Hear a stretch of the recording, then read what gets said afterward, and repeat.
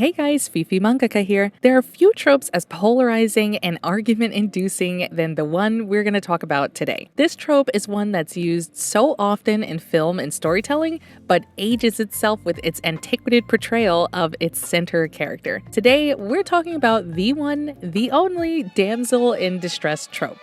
Before you groan, I'm not here to convince you why this trope is good. In fact, I think it has a ton of issues. But let's start with what the damsel in distress even is. The damsel in distress trope is a recurring narrative in storytelling where a female character, often the protagonist, finds herself in a situation of extreme danger and requires rescuing by a male character, usually portrayed as a hero or savior. This trope has been a prevalent feature in various forms of media for centuries, and it's often used to create tension, build plot lines, and evoke emotional responses from audiences.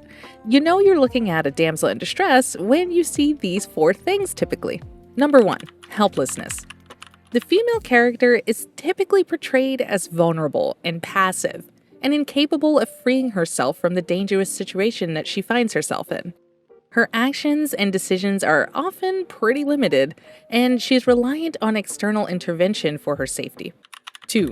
A male rescuer. A male character, often portrayed as heroic and strong, takes on the role of rescuing the distressed female character. He's usually driven by a sense of duty and honor, or more commonly, affection for the damsel. Number 3. Central conflict. The female character's perilous situation becomes a central conflict driving the story's progression.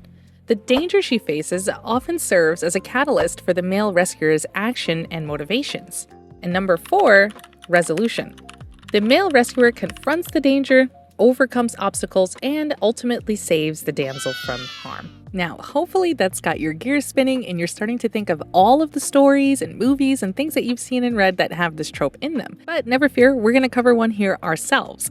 To examine this trope, we need look no further than the Queen of Damsels herself, Snow White. Snow White is often considered one of the earliest and most influential examples of the damsel in distress trope in popular media, particularly in the context of fairy tales. The fairy tale gained significant popularity through the work of the brothers Grimm, Jacob and Wilhelm Grimm, who collected and published folktales including Snow White in the early 19th century. While the tale itself has older origins, the Grimm's version played a crucial role in shaping its widespread narrative.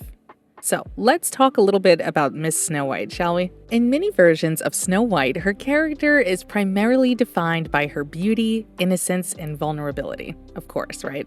She starts the story as a passive and naive young woman, and her primary actions involve fleeing from the queen's threat and seeking refuge with the 7 dwarves. The queen is her mother, by the way. But her interactions with the dwarves don't significantly impact her character development or the overall plot. Snow White's interactions with the dwarves, while cute and heartwarming, do not lead to any substantial personal growth for her transformation, and this is quite indicative of the damsel in distress trope.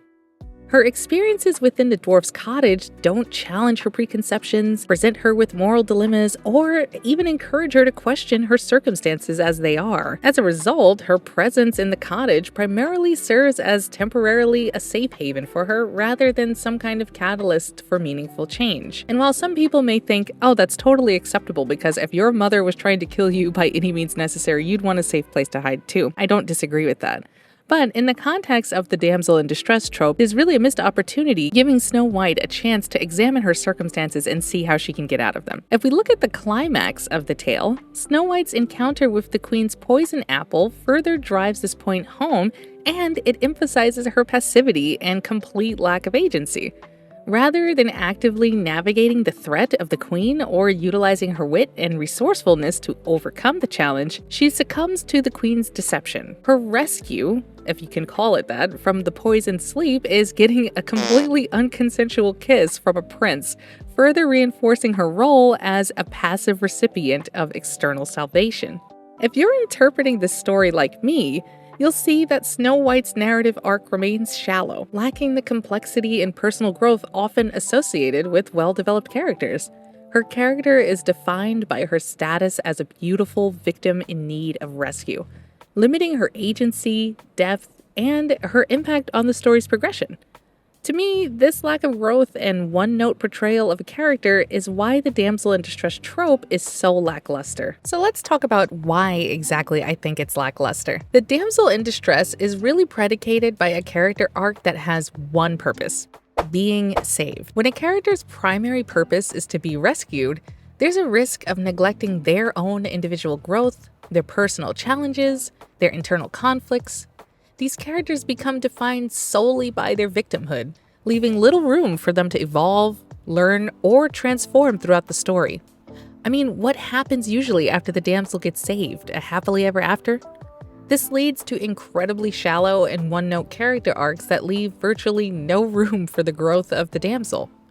Contrastingly, though, the hero that saves the damsel gets the opportunity to go on a wild adventure, slay bad guys, go to new lands, and surely being a braver and more competent person as a result of his journey. This trope creates an incredibly one-sided dynamic where any potential character growth that the damsel may have is greedily gobbled up by the hero that comes to save them. Another thing that I think makes this trope not my favorite is that the damsel is not really an active participant in her own story. She remains frozen in time, trapped in a somewhat inescapable fate until the hero comes along to rescue her. It's not common in this trope that the damsel seeks to find a way out on her own. Rather, the traditional imagery is the lonely princess hanging out of a window on a tall tower, longing for the day the hero will come to save her. Rather than wasting all that time yapping by the window, why doesn't she try to figure out something on her own? What if Prince Charming never comes? Well, those questions are far too deep for this trope. You see, while many of these stories will portray the damsel as a major character and a significant force in the movement of the plot, the truth really is that the damsel is merely an accessory to the growth and development of the hero. Unfortunately, the damsel is narrative fodder.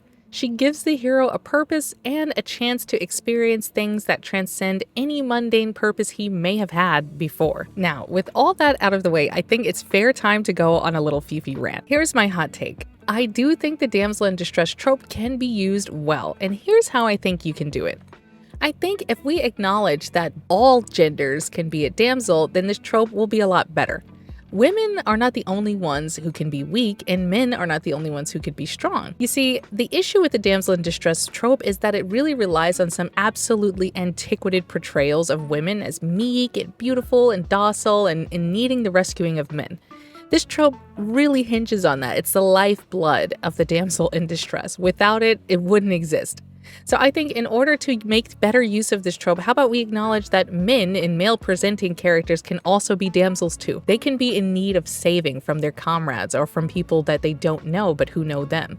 Anyone can be in a position of needing assistance and needing strength and courage. I definitely think the trope can become a lot more interesting when we acknowledge that every character can at some point be a damsel in the story. If we move away from this old school portrayal where it's always a woman like Snow White or a princess needing saving, then we can really use this trope to create some dire, impactful circumstances for our characters that are way more interesting than just some princess hanging out of a window waiting for the hero. But that's just my hot take. I'm super curious to hear what you think. Do you love this trope? Do you hate this trope? Personally, it's not one of my favorites, and I know I talk about a lot that are not my favorite on this channel, but this one is definitely up there. I hope you enjoyed this video and learned a little something about the damsel in distress trope, and also maybe even enjoyed my little rant on it as well. I think learning about these literary tropes, particularly the ones that we're not quite fond of, help us become better writers because we pinpoint the things that we ourselves don't enjoy in stories, and it helps us avoid some of those things as other readers and watchers and audience members may feel the same way that we do. So if you like this kind of stuff, I talk about literature, tropes,